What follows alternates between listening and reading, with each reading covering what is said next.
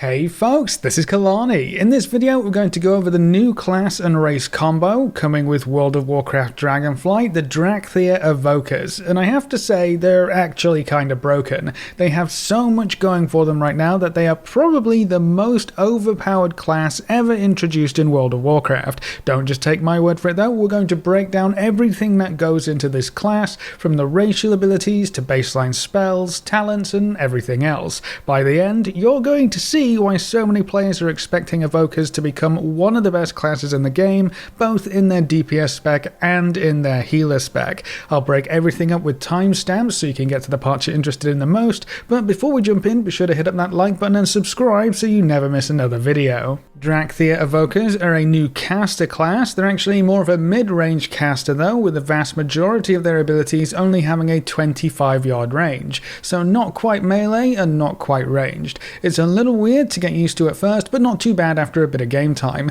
They will be wearing mail armor, and they use the standard variety of caster weapons, including staffs, swords, maces, daggers, fist weapons, and axes. Now there is a lot to break down for a new class, especially when the entire talent system is being overhauled as well, so we'll go through things one piece at a time, starting with the Dracthyr racials. The first racial ability is Glide. No surprises there. We have wings, we can use them to slowly fall to the ground. What's actually cool about this is Glide still works in your human form as well, so you don't have to worry about whether or not you're in the right form when you jump off a cliff. Now gliding around is fun and all, but how about we actually take to the skies with Soar? This is on a 5-minute cooldown, so you can't do it anywhere, anytime with zero restrictions, but it is incredibly fun. You pop up into the air, unfurl your wings and fly for as long as possible. This racial lets you use the dragon riding feature to let you dragon ride, but you're the dragon. It's very satisfying and ridiculously useful.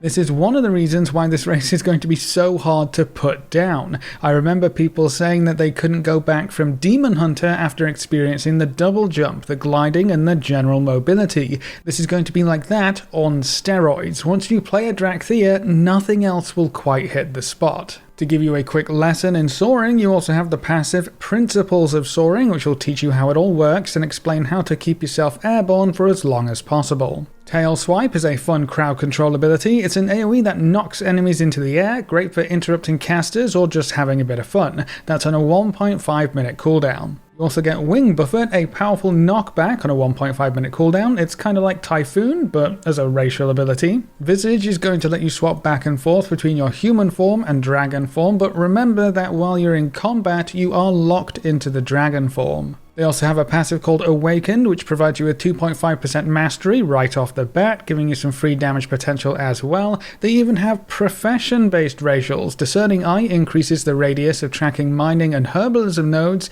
and the chance of finding additional rare materials when gathering, so Dracthyr are going to be great gatherers on top of everything else. And then the last racial ability is Familiar Skies. You fly 20% faster on continents that you have fully explored. A fun bit of utility with an interesting prerequisite. I guess we'll all be exploring everything on our Dracthyrs. So as you can see, the racial abilities alone are very powerful. They're way more interesting when compared to other races, and they have so many options. Between the utility, performance increases, and the fun factor, they're horns and tails above everyone else.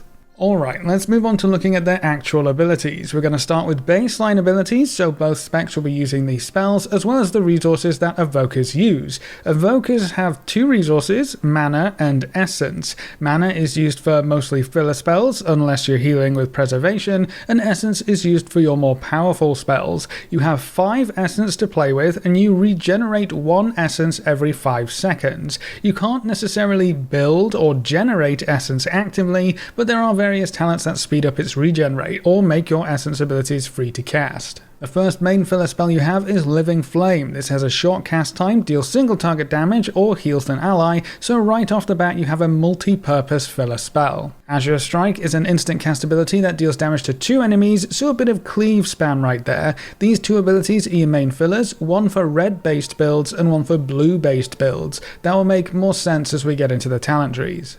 Fire Breath is the first Empower ability we come across. You hold this ability to charge it up, and the longer you hold it, the more levels of empowerment you get, and the more powerful the spell becomes. For Fire Breath, the longer you hold it, the more damage it deals over time, and the duration is also increased. As an important note, you do have an option in the controls to change how Empower abilities work. You can hold down the button and release it, or you can press the button once to start the charge up and then press the button again to release it, so you can play whichever way you prefer. Disintegrate is your default essence spending ability. It costs 3 essence and it's a channeled ability. You deal heavy damage to a single target over a few seconds, and it also slows the target by 30%. Deep Breath is something you've probably seen in action from early previews. It's a massive targeting reticle, and basically you just carpet bomb everything between you and your target. You can go incredibly far with this ability, which also means it can double as a movement option in a pinch. This ability does huge AoE damage to anything hit, so it's always incredibly satisfying to use. Emerald Blossom is a quick instant cast heal that costs 3 essence. After a short delay, the Blossom heals up to 3 injured allies within 10 yards.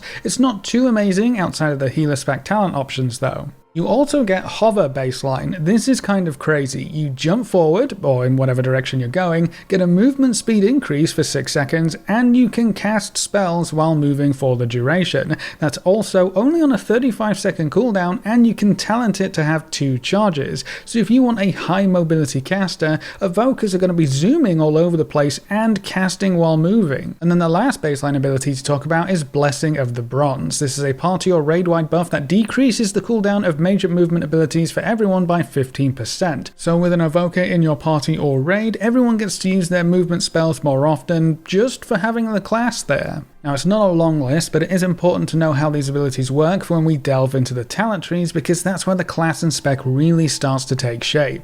Let's dive into the Evoker class tree first. Remember that every class and spec has 2 talent trees to play with in Dragonflight, one on the left for the class providing general benefits, and one on the right for the spec with more tailored options. For the Evokers, the general tree is kind of split into 3. The left side is mostly about damage, the middle is mostly utility, and then the right side is mostly about healing. The first talent is Landslide. DPS spec Evokers get this baseline. It's a long line AoE that roots enemies for 30 seconds with a 1.5 minute cooldown, so Druids aren't the only class with access to a mass root going forward. Obsidian Scales is a defensive ability that increases your armor by 200% and reduces magic damage taken for 12 seconds. That's on a 2.5 minute cooldown, but that should end up being quite a strong defensive option. Expunge is the Evoker's baseline dispel, which removes poison effects. Healer Evokers will get this by default, but you do have to spend a talent point if you want it as a DPS. Moving down the tree, Natural Convergence causes Disintegrate to channel 20% faster.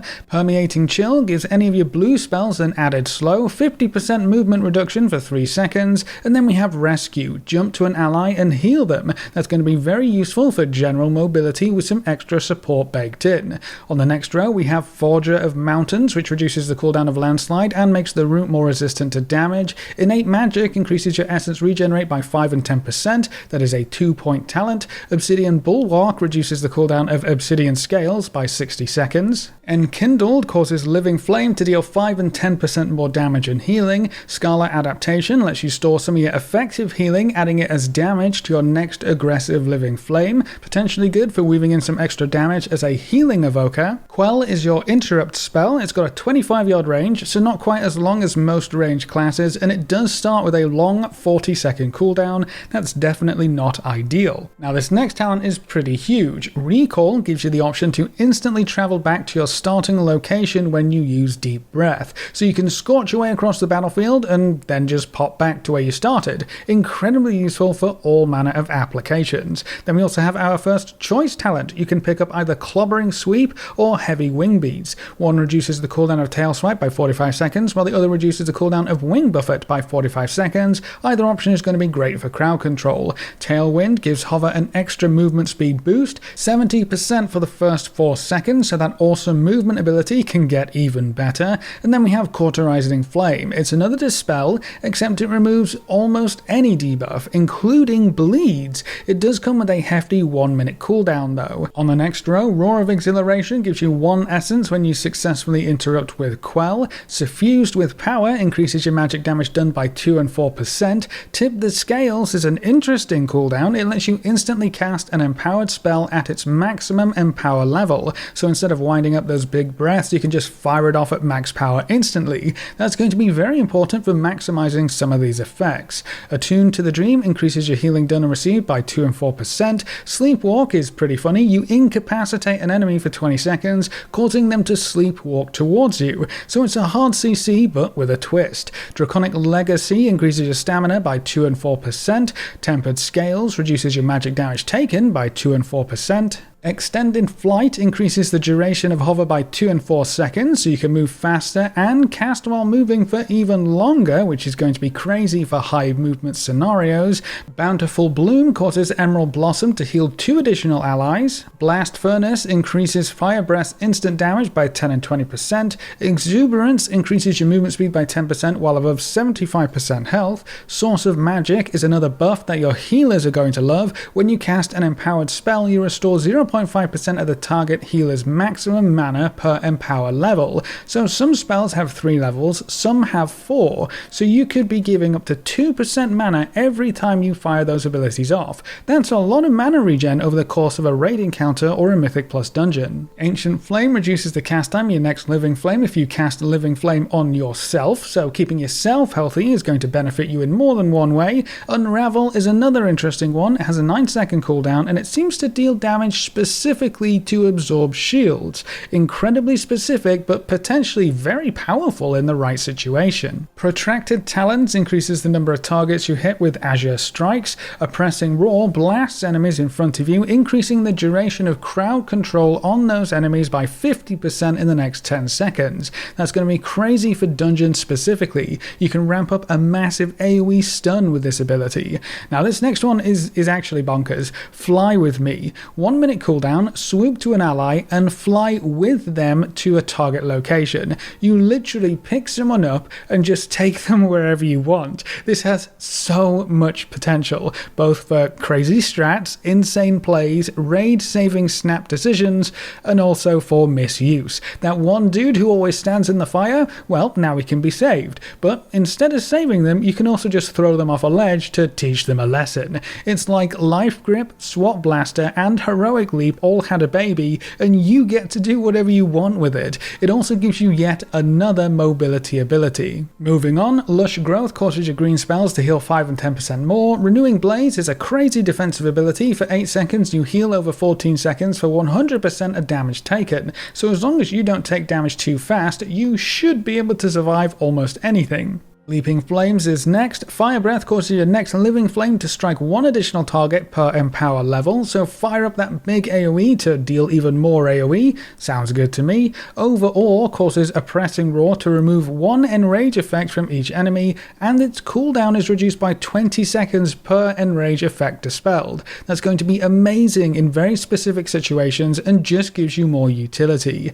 Aerial Mastery gives Hover 1 additional charge, which is just insane for an ability that is already going to be so strong. Twin Guardian causes Fly With Me to give you and your targeted ally a 30% max health shield for 5 seconds, giving you even more chances to save a few lives. Then we have another choice talent. You can take Fire Within, reducing Renewing Blaze's cooldown by 30 seconds, or Pyrexia, causing Renewing Blaze to also increase the healing you receive from all sources by 20%. And then we come to the last talent points. Terror of the Skies causes Deep Breath to stun enemies for 3 seconds, so anything hit by that massive overhead flaming drive-by, everything gets stunned. Crazy. Time Spiral is a 2-minute cooldown that lets you bend time, allowing you and your allies to cast their major movement ability once in the next 10 seconds, even if it's on cooldown. So you could have your entire raid use their movement spells, then use them again right after to cross an entire battlefield in record time. And then the last talent is Zephyr. You reduce AoE damage taken for allies by 20% and increase movement speed for 8 seconds. So it's like a druid's movement speed roar with an added damage reduction effect. So you probably noticed that you don't really pick up many other rotational spells in the class tree. That's by design. You can pick up extra effects, reduce cooldowns, get some utility, that kind of thing, but for all of your spec stuff, that's confined to the spec tree. So let's move on to the Evoker DPS spec, Devastation. Before we jump into the talents, the mastery is going to be very important. Devastation's mastery is Giant Killer. You deal increased damage based upon your target's current health. Higher health targets take more damage. damage. So you're going to start off really bursty no matter what you do, and I guess lose a bit of damage as your enemy's health starts to dwindle. The first point here is Pyre. Lob a ball of flame, dealing damage to your current and nearby enemies. Costs 3 essence, so this gives you another essence spender with some AoE potential. The next talent is Ruby Essence Burst. Living Flame has a chance to cause an essence burst, making your next Disintegrate, Pyre or Charged Blast cost no essence. On the other side, Azure Essence Burst gives Azure Strike a chance to do the same thing, so it's going to depend on which filler spell you use, but there's a chance for your filler spells to let you use your more powerful spells without spending your essence, making these procs incredibly powerful. On the left we have Volatility. Pyre has a chance to flare up and explode again on a nearby target, giving you even more AoE potential. Arcane Intensity increases Disintegrate's damage by 10 and 20%, and Lay Waste increases Deep Breath's damage by 10 and 20%. Dense Energy reduces the essence cost of Pyre by 1, letting you spam it just a bit more, and then Essence Attunement lets your essence burst stack up to 2 times. Very useful for making sure you don't waste any of those precious procs. This is where things start to diverge, so you got red on the left side and blue on the right side. So hopefully, to make this make more sense, let's talk about the middle section first. This is all about utility and empowerment, and then we'll go to each side in turn and finish off with the very bottom of the tree. Dragon Rage is a 2-minute DPS cooldown that fires off Pyre at 3 nearby enemies, and for 14 seconds, Essence Burst's chance to occur is increased to 100%. So free Essence casts all day long, or well, for 14 seconds at least. Below that, Imminent Destruction reduces the charge time for Empower spells by 20%, so you can reach that max Empower level faster. Animosity gives you 6 extra seconds on the Dragon Rage buff. Power Swell causes Empower spells to increase your Essence regen rate by 50% for 2 seconds per Empower level. This is going to be one of the only main ways to generate Essence faster, so it's going to be very useful. Towards the left, Font of Magic gives your Empower spells 1 additional level, so all of those spells can be held longer for even more powerful effects. Imposing Presence reduces the cooldown of Quell, your interrupt, by 20 seconds, so that will be down to 20 seconds instead of 40, another very useful utility pickup. Power Nexus increases your maximum essence to 6, letting you pool a bit more. Heat Wave increases the damage of a time component of Fire Breath, and Honed Aggression increases the damage of Azure Strike. Let's check out the red side next. Ruby Affinity gives you 5 or 10% more damage and healing for red spells. There's a choice talent for Engulfing Blaze, which increases the damage and healing of Living Flame, but increases the cast time, or Ruby Embers, which gives Living Flame a damage of a time component that stacks up to 3 times. Below that, Cascading Power causes Essence Burst to have a 10% chance to not be consumed. To the left, we have Firestorm. This lets you plop down an AoE that continually deals damage over 12 seconds. It looks very cool and it lets you cover a good area while still casting other spells. Snapfire gives Living Flame a chance to reset the cooldown on Firestorm and make the next one instant cast and deal more damage. So if you get some lucky procs, you can spam this AoE and just cover the ground in Wondrous Fire. And then Feed the Flames causes Pyre to reduce the remaining cooldown on Fire Breath by 2 seconds. So the red side piles more into spamming Pyres, Fire Breath, damage over time, and some extra AoE. Over on the right side, Azure Affinity gives you 5 and 10% more damage for blue spells. Eternity Surge is another Empower spell that deals damage to more enemies the longer you hold it, so you can fire it off quickly for some single target damage or hold it for cleave damage. It also looks really cool. Below that we have a choice talent. Causality causes Essence abilities to reduce the cooldown on Eternity Surge by 1 second, and then Continuum causes Eternity Strike crits to grant Essence Burst. So that's going to change how this ability affects your overall rotation. Then we have Charged Blast. It costs 2 essence, has a 15-second cooldown, and Azure Strike increases its damage by 100% for 3 seconds, stacking 2 times. So if you get some slashes off just before this ability, you can massively increase the damage. Below that, we have yet another choice talent. Arcane Reverberation gives Charged Blast a 40% chance to reset its own cooldown, so you can just spam it as often as you get those procs, or Expansive Maw increases the damage by 10% and lets it strike 2 additional enemies. That is going to be massive for 2 or 3 target cleave. And then Eternity Span lets Eternity Surge and Azure Strike hit twice as many targets. Azure Strike can already hit 3 targets when talented, so that will go up to 6 targets, and then Eternity Surge can hit up to 4 targets if talented into extra things, so that will go up to 8 targets. That's not cleave anymore, that's straight up AoE damage. Alright, let's round this out with the talents at the bottom. Burnout causes Fire Breath to reduce the cast time of Living Flame by 4% for 4 seconds or 8% for 8 seconds. That leads into Ever Burning Flame. Damaging an enemy with Pyre or Living Flame extends the duration of your Fire Breath's damage over time by 1 second, so you ramp up that big AoE dot and then extend it as long as possible by spamming your other fire abilities. Up next we have Ruin. During Deep Breath and Dragon Rage, you gain the max benefit of your mastery regardless of the target's health. That's going to give you some great burst damage even when your targets are at low health. That leads into Tyranny. Fire Breath and Eternity Surge reduce the remaining cooldown of Deep Breath and Dragon Rage by 1 or 2 seconds per Empower level. Getting your largest cooldowns back faster is going to be good no matter what, so this will be probably one of the better talents at the bottom. Then there's also Focusing Iris. Disintegrate increases your damage done to the target by 5 or 10% for 4 seconds, and the very last talent, Scintillation. Disintegrate has a 6% chance each time it deals damage to cast a level 1 Eternity Surge at your target. Damage on damage is always nice, and that has some amazing synergy with other talents. So you can see the red side leads into AoE and fire, while the blue side is more direct damage, a stronger focus on single target with some cleave options added in. So how does this stuff look in action? Well, for a heavy red talent selection, it's all about Living Flame and Pyre spam. You can throw down Firestorm for some extra AoE, you'll have a buffed up Fire Breath. There's a lot of synergy between each red ability, like increasing damage, extending dots, reducing cooldowns, and being able to take on a lot of enemies at once. Over on the blue side, you kind of have a choice. You can go into single target where you focus more on disintegration spam with some longer cooldown burst spells, or you can turn all your blue abilities into cleave monsters, but that typically also sacrifices a bit of single target damage at the same time. But that means you have several pathways through the talent trees which give you multiple gameplay options depending on what content you're running, how you prefer to play, and which Dragonflight's magic you want to use the most.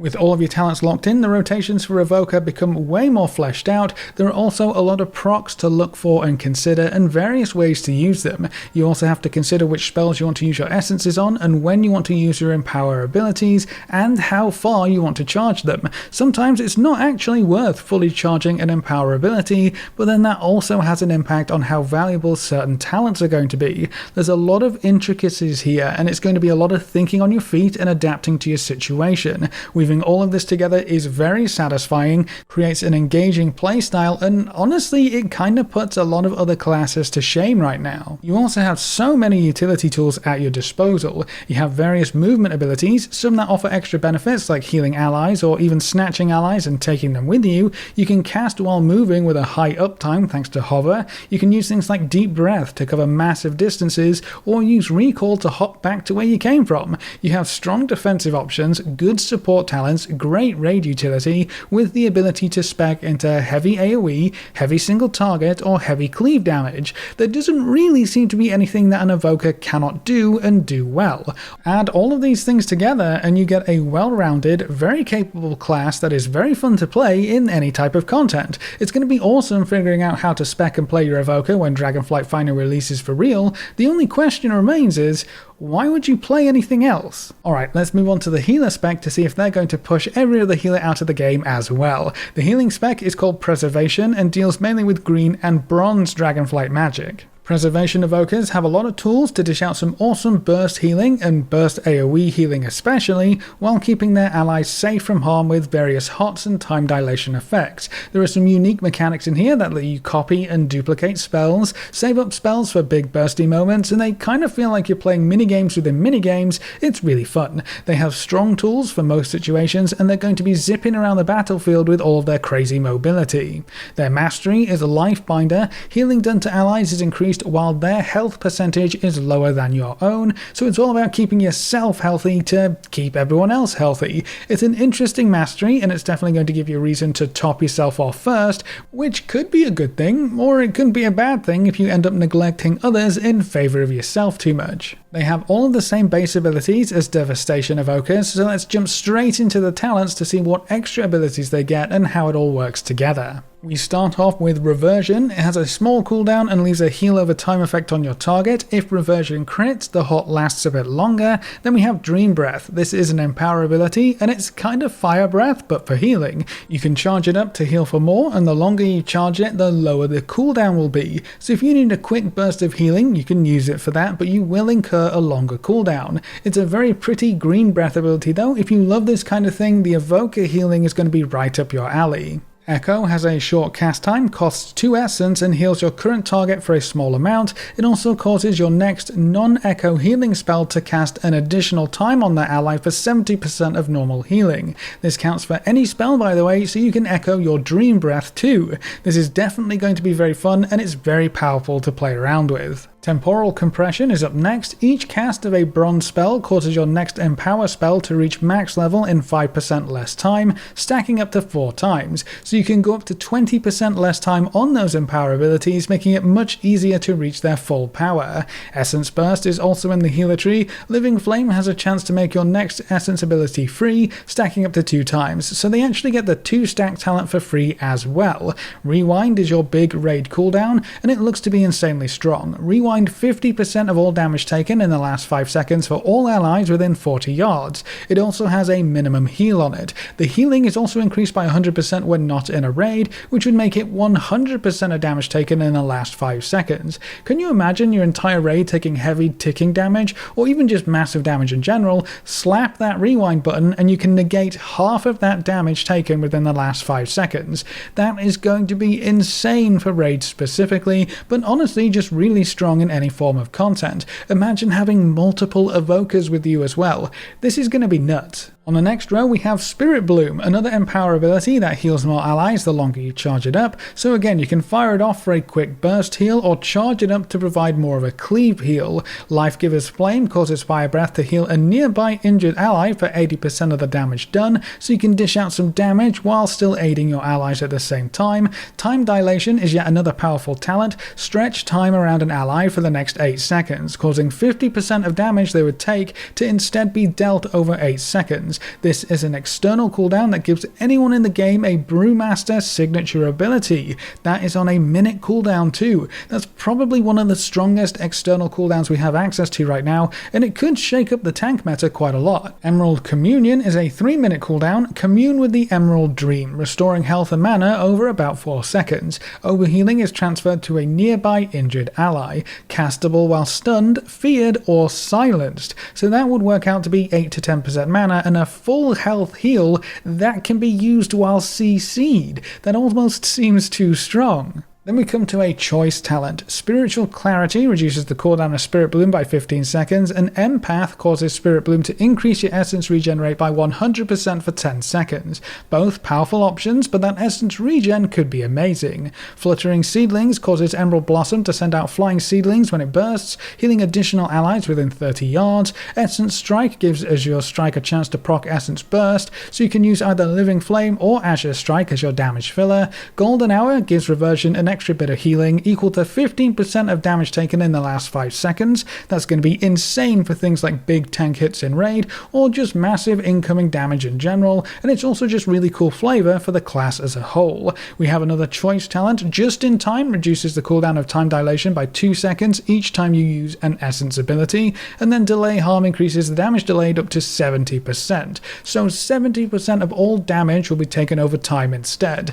That is going to be so strong. And then Temporal Anomaly lets you throw out a bronze ball, healing allies within 15 yards for 8 seconds. On the left we have another choice talent. Flow State causes Emerald Communion to increase your max health by 20% for 15 seconds, or Dreamwalker lets you move while you use Communion, which would make that spell even more powerful. Not only can you use it while CC'd, you can also just start moving while CC'd, while healing for your entire health pool. Seems fine to me. Field of Dreams gives the Emerald Blossom seedlings a chance to grow into new Emerald Blossoms, which could end up in a fun little chain reaction of free blossoms, which is kind of cool. Life Force Mender causes Living Flame and Fire Breath to deal additional damage and healing equal to your max health. The more points you put in, the more it's going to scale. Time Lord causes Echo to replicate additional healing up to 30% extra, giving you 100% replicated healing on echoed abilities, which is kind of nuts when you think about it. You're going to be throwing out double heals constantly. And then the next choice talent is between Nozdormu's Teachings. Temporal Anomaly can be cast instantly, or Temporal Disruption, which makes it heal 40% more in 40% less time. Lifebind causes Rescue to bond you with your target, causing healing to either of you to also heal the bonded partner. The effect lasts for 5 seconds, even more reason to jump around the battlefield. Call of Ysera causes Rescue to increase the effectiveness of your next Dream Breath by 40% or your next Living Flame by 100%. Our healer Evokers are just going to be jumping all over the place as often as possible. It's going to be great. Time of Need sounds really fun. When you or an ally fall below 20% health, a version of yourself enters your timeline and heals them. The alternate self continues healing for 8 seconds before disappearing. That's got a 90-second cooldown. Our time-traveling selves are going to be popping in and out to save everyone. That takes me back to Wrath of the Lich King questlines. Sacral Empowerment grants you Essence Burst when you fully consume Temporal Compression. Exhilarating Burst is next. Each time you gain Essence Burst, your crit healing is increased by 20% for 8 seconds, which significantly increases the value of that buff. Grove Tender reduces the mana cost of Dream Breath, Spirit Bloom, and Emerald Blossom. Font of Magic increases your Empower spells max level by 1, giving them more powerful effects. We have another choice talent. Temporal Artificer reduces the cooldown of Rewind by 60 seconds, turning that into a 3-minute cooldown down from 4 minutes, or Borrowed Time gives Rewind 2 charges, but its healing is reduced by 50%. An interesting choice there, and it could actually depend on the type of content or the individual encounter you are working on. Energy Loop causes Disintegrate to generate mana over its duration, so you could arguably spend essence to regen mana if you really need to, and Timekeeper will give the reversion spell 2 charges. Renewing Breath gives Dream Breath a heal over time component. You can put 3 points in there to increase it up to 30%. Grace Period increases your healing on targets affected by your reversion. Timeless Magic causes reversion, time dilation, and echo to last 2, 4, or 6 seconds longer. And then we finally get down to the last talents. Dreamflight is basically Deep Breath, but for healing. You take in a deep breath and fly to the targeted location, healing all allies immediately and over time. Stasis is a bit of a weird one. It causes your next 3 helpful spells to be duplicated and stored in a time lock. You may reactivate Stasis at any time within 30 seconds to quickly unleash their magic. This has some interesting interactions with Echo too, because you can save echoes and you can save duplicated spells that have been echoed. So it's going to take a bit of figuring out and careful planning, but you can pull off some crazy shenanigans with Stasis by the looks of things. Depending on what you duplicate, you could unleash a barrage of crazy spells and healing. And then last but not least, we have Cycle of Life. Emerald Blossom leaves behind a tiny sprout which gathers 5% of your healing over 10 seconds. The sprout then heals allies within 25 yards, divided evenly among targets. That could have some fun interactions with the other Emerald Blossom talents and options. And that's all of the talents, and oh boy, picking and choosing between a few of these is definitely not going to be easy. There are a lot of options and different ways to heal, which is cool to see. I think the most exciting thing about the healing spec right now is the theme though. They did a great job with the green and bronze Dragonflight themes, and I love how many time-related effects have been included. It's just really satisfying to play with, and you have some very powerful options as well. There seems to be a good balance between direct heals, heal over time, and damage reversal for this spec. The Echo spell is also very fun to play with, trying to maximize the potential there. Do you echo a Dream Breath for big AoE heals, echo a Reversal for some extra hots, or set up a massive Stasis combo that saves your entire raid from certain doom? Lots of options, lots of different ways to play, and so many interactions between spells, abilities, and talents. But maybe the craziest thing about the Evoker healers is just how mobile they're going to be. Monks were supposed to be the mobile healing spec, but Mistweavers might be entirely replaced by Preservation Evokers here. You have strong externals, strong raid-wide cooldowns, great AoE heals, strong single target options, and some of the best mobility in the game. Between Hover, Rescue, Fly With Me, Dreamflight, Deep Breath, and the various effects you can talent into with those abilities, you are just never going to be stuck out of position. So, all in all, Dracthyr Evokers have a great toolkit, both specs have great fantasy behind them and look to have plenty of options for how to play. They have fantastic racial abilities for both fun purposes and performance purposes, and they actually feel like a modern class.